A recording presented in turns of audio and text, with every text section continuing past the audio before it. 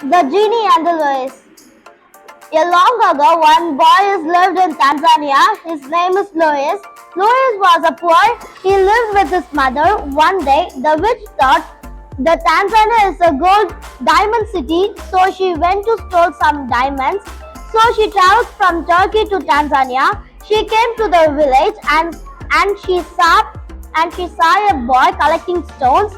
So she called the boy and tells about the history of the stone.